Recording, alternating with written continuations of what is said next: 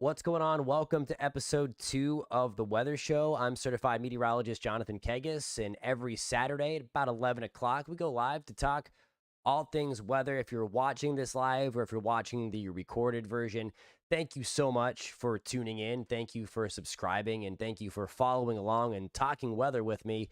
In this episode, we are going to talk about the tropics. A little something trying to get going in the Gulf of Mexico. There's a lot of chatter about it, so we're going to address it, whether it has the potential to become tropical or not, or even subtropical. That would be enough to trigger the name. So we're going to break down some of the science and meteorology involved with that.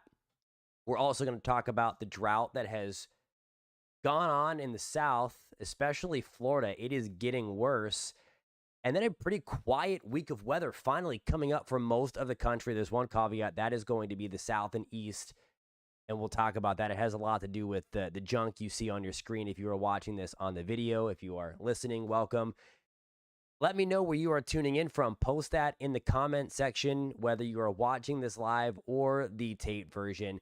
And I will get back to you on that and show some of those comments as we get on a little bit later on in the show. Welcome, everybody.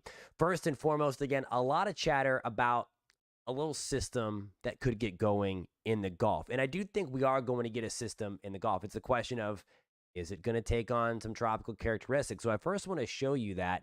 And to start, we're going to fast forward to Wednesday afternoon and into Thursday. So this is the European rendition now of a few scattered showers and thunderstorms beginning to develop here in the Gulf of Mexico. I'm going to highlight that with the telestration if you're watching that, mainly south of Louisiana. Now watch what happens if I go further out into the future. All right, so there we go. So this certainly looks like we're trying to get something going here as we get some rain towards Florida, rain towards the North Gulf Coast on the northern and eastern side of this system here. There's our little center of low pressure. So the question is it going to get a name? I know that's been plastered over social media, plastered over YouTube for sure. And certainly, again, it has an outside shot. There's a lot working against it, though, and we're going to get into that over the next few minutes here in this video. I do want to bring up a couple of points here. Every storm has an origin story.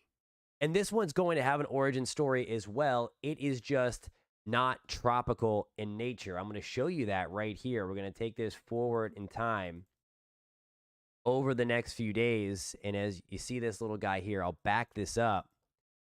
I'll highlight it before it kind of kinks out over the Gulf of Mexico. So there is our upper low. This is what is going to trigger. And if you are enjoying this content, please like, please subscribe. I would appreciate that if you love talking and tracking the weather. Here we go with our little upper low. It's going to dive on out of the southern tier of the country and then work its way out over the Gulf of Mexico. So here it is. So its origins are not tropical in nature, and that's okay. They have the opportunity to transition from a non-tropical entity to a tropical entity or subtropical storm. So it doesn't matter where it starts as long as it finishes in that direction, but it's going to have a lot of things working against it to kind of transition to a tropical or subtropical storm. I'm going to go back to the GFS rendition. I showed you the European, and it has a similar solution, and a lot of models are biting on this. I'll show you some ensemble forecasts as well, again, into the Wednesday, Thursday timeframe. There it is. Texas, Louisiana showing some kind of low, and it wants to kind of wrap around some thunderstorms. That's the main key. If you're wondering how storms get their name in the first place, there's a set meteorological / scientific view here, definition. For a storm to be tropical, it has to get its energy. It has to kind of develop by way of fuel from water. So a couple of things that have to happen. The storm needs to wrap. It has to have a closed circulation at the surface. So that's number one that we're going to look for. Number two, it has to develop and then maintain thunderstorms wrapping around its center. So it has have those two distinctions there to be considered tropical in nature. And then once that storm has winds of over 39 miles an hour, that would constitute it becoming a tropical storm. And then if it has all three of those, it becomes a named storm and would get the first name on the list. For those that are wondering, Arlene would be the first name on the 2023 list. I mentioned it. We're going to have a lot working against it. That same upper low that kind of creates this surface low is going to shear it up a little bit. So it is going to have some things working against it. You can kind of see that here. And one of the other things is, too, is it's spiraling out here in the Gulf. This is going to be looking at the relative humidity now. It's going to start to pull in some drier air. So these drier colors here, or these cooler colors, browner colors, if you're watching the screen, that is where we're talking about some of that drier air being ingested into the system kind of in this direction. That would not be a good thing. The only thing that this system does have working for it in terms of making a transition from a non-tropical low into a tropical low is the fact that the water temperatures are really warm. They're pushing 80 degrees along the North Gulf Coast. Tropically speaking, to be able to develop and thrive, we would see this work. We would see this water temperatures of around 80 degrees. So we are right there. Hey, Allie, some comments coming in. Good to see you as always. She says, sunny here in Boston. Everything is blooming. Don, good morning in Spring Hill, Florida. The allergies are crazy. It is dry. I do think we have some rain coming to Florida over the next few days. And that is going to be my transition to, as we're talking about that stuff, we'll get into that kind of most active weather over the next couple of days will be in Florida.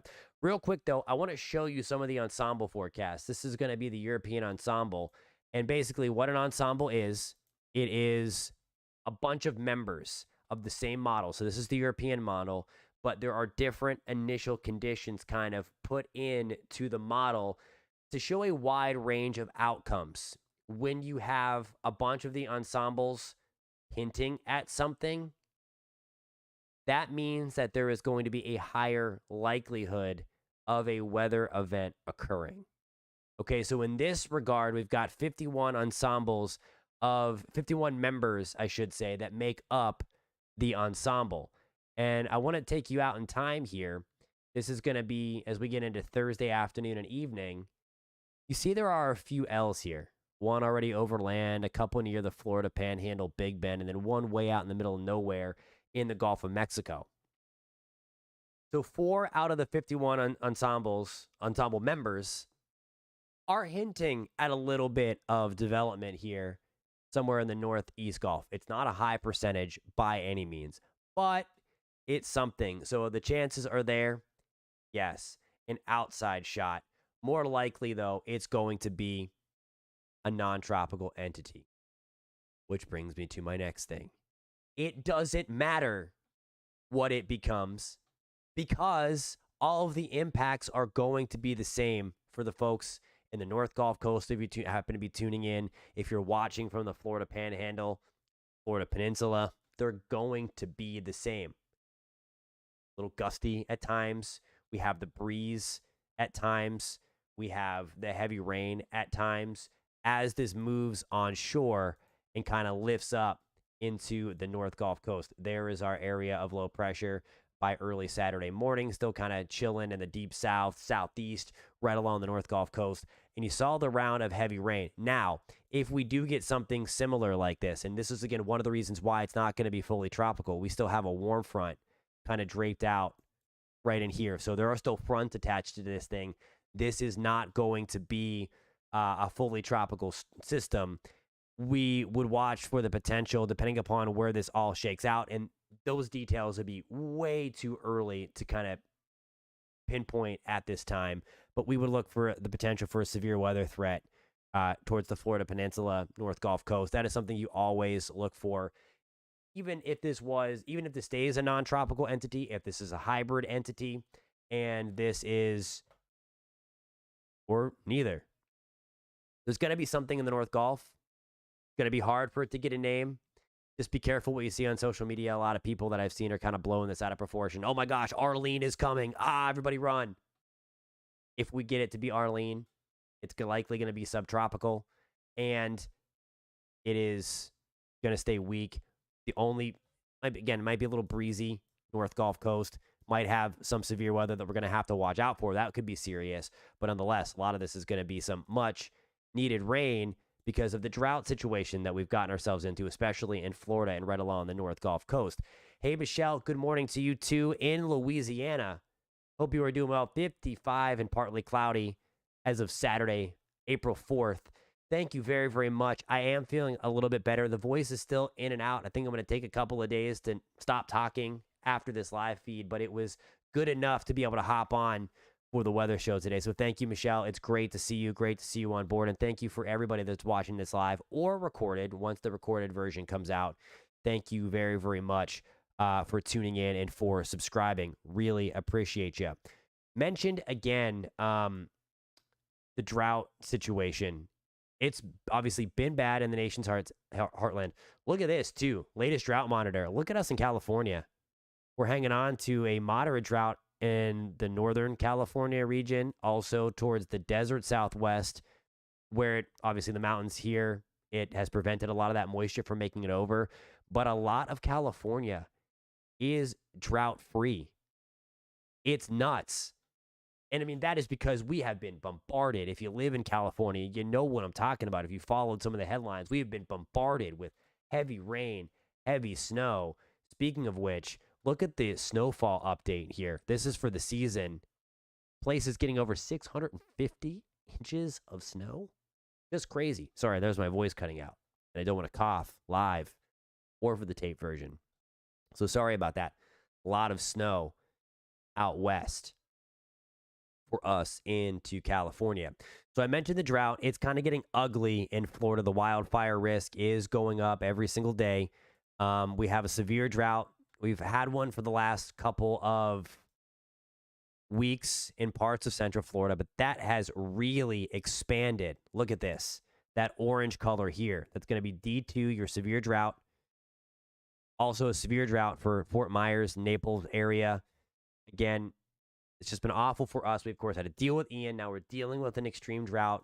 Now, the wet season is around the corner, but that is still likely 7 to 8 weeks away. The peak of fire season in Florida is about Mother's Day, and we're seeing peak drought fire conditions in April. So we still have about 5 to 7 weeks of, climatologically speaking, really dry weather. But I do want to say we have some good stuff coming. We have some rain coming down the pipeline. So this is going to be an ugly day for the Masters. Saturday, I saw the crazy video of some trees falling on Friday at Augusta National. But there's some of the heavy rain falling, and you see most of the active weather over the next few days going to be tied to the Florida Peninsula, right along the North Gulf Coast and Southeast. And then you see another storm coming through into the Pacific Northwest. That's where the active stretch is. We are finally getting a much needed break in the nation's heartland after weeks of severe weather. And then here comes that little thing coming through. This is going to be Wednesday and Thursday, more of that active weather here. But notice across a lot of the country, I don't know what the weather YouTube hypers are going to hype. Maybe this little thing, because there's finally a much needed quiet stretch. While we start to wrap this up, as I can feel my voice starting to tug and get ready to go. Good to see you again, Michelle. Thank you again. It's crazy, dry and windy in Boston or in the Massachusetts area as well. Dry and windy, some fire warnings going on in Boston. Thank you for putting that into the chat room. Always good to see you, Allie, and hope you are doing well. Your Bruins are doing well. Obviously, I don't need to tell you that. Last week, it was last week we played, right? Penguins and Bruins. Thought we were going to squeak out a win. But now we are fighting for our playoff lives as of April 8th, and you guys have run away with the President's Trophy and are chasing history.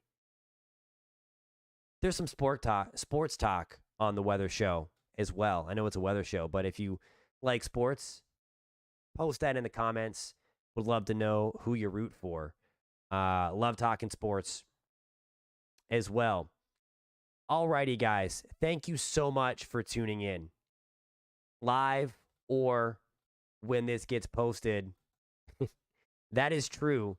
Ali mentions in the comment section that the Bruins might play the Penguins in the first round. It's like a pick your poison. I want to make the playoffs, but then we're going to be playing the juggernaut that is the Boston Bruins, and obviously, once you get in the playoffs, we have a shot. So I'm just going to hold it to that. Hey, Bill. Bill says northwestern Iowa, I should say. 59 degrees, red flag alert for fire. So there he goes. Mentions that red flag warning. There it is for northwestern Iowa into northern Kansas with eastern Nebraska in between. So do watch out for that as we've had it rough. Hope that you've been okay with all the severe weather coming through, Bill. Thank you so much for tuning in as well. Cold and rainy. Gary says on the border. That's going to be on the North Carolina-Virginia border, an ugly 46 degrees as well. Thank you so much. It's going to be a grind. You know, a lot of those 8 seeds, they do well because it's playoff hockey a week or two leading up to playoff hockey. Just saying.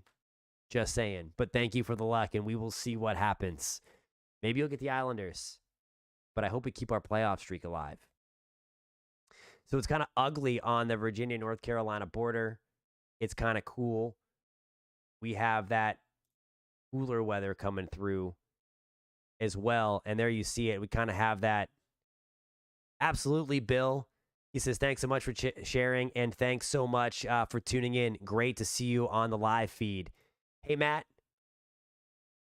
What is going on, my friend? Good to see you as always. I wonder why the YouTube notifications are always weird. There's some of that cold air damming going on as well. You see the 40s sinking down in there. That's going to be for your Saturday. And again, this is what's helping to create the ugly times at Augusta National. If you are a golf fan, just awful, awful golfing today. And of course, the nasty weather yesterday. We were talking earlier. We didn't really talk on this channel much about it, but that it was going to be hard for them to get this all in 4 days. It might be the historic Monday. We'll see, but we might have Masters golf on Monday. It's going to be a lot to get it in, but with the cut happening and everything, they might be able to do it. But some ugly weather moving in April 8th on Saturday afternoon. Hey, Weather Watcher, good to see you. Hopping on a plane. Definitely looks better up in New Jersey for sure. Taylor Hall is back. So that's just going to crush the dreams if the Penguins get into the playoffs. Do we have any hockey fans on the live feed? Post that in the comments. Gary says, not a golf fan, turkey hunter. Awesome stuff, man. Awesome stuff. Look at the warmth building in the nation's heartland. That is a very wide telestration. Sometimes my telestrator goes rogue, and then it just gets real wide like this, and I can't even show anything. I got a rogue telestrator here. Alrighty, guys. I can feel my voice starting to go. I'm still trying to get over a cold from late last week. So that is why there's not been much content on the channel, because I've literally not had a voice, or if I had it, it starts to go out very quickly, or I start coughing. So I might take a few days off here extra early in the upcoming week to make sure that that I can fully get the voice back so I can sustain posting more weather content. But thank you guys again so much for tuning in. I really appreciate it. This is a new show here that we're doing on the Weather Whiplash channel. It's called The Weather Show. I know, real creative, but it's the weather. It's a show, and we talk all things. So again, we're talking sports right now too. Matt says, became a hockey fan 2 weeks ago, went to a game. It was great. There is nothing like a live hockey game. It is awesome. And one thing better, there is a huge difference between a regular season hockey game and a playoff hockey game. And Allie is going to know this. And she's welcoming Matt to hockey fandom. What team, by the way? What game did you see, Matt? I would love to know. There is a complete difference between playoff hockey and regular season hockey. The speed is just insane. The hitting is insane. I learned that back in, what was it, 2007, when the Penguins finally made it again after their huge drought. After we got bounced real quick by the Ottawa Senators. That's when Crosby just came in. Jordan Stahl, Malkin was young, Fleury was young, all that stuff. I'm reminiscing. And obviously, Fleury's not on the team anymore. That was my guy, my favorite player. Wish him well in Minnesota. Love the Wild, too. Used to live in southern Minnesota. Thanks, Bill. I appreciate that. Oh, my gosh. That is amazing. That is amazing. But anyway, thank you guys a ton. This has been an awesome conversation about weather, about sports. Love them both. Bring them to the table. Post in the comments where you are watching from. If you have enjoyed this conversation, please hit that subscribe button. Also, if you missed the tropical outlook, I have that link in the comment section. In the description. If you're interested in what my thoughts are and what it's looking like we could be trending towards in the tropical outlook, I have that posted in the description. It's my latest video beyond this live weather show video. But anyway, try to go live every 11 o'clock, every Saturday at 11 o'clock. I'll get it out. You can hear my voice. It's starting to go. I'm going to gargle some warm salt water, as Gary suggests. Thank you for that. I'm going to drink some tea and honey. I'm going to try to get this thing back to normal. Thank you guys a ton. Please subscribe. Please like this video.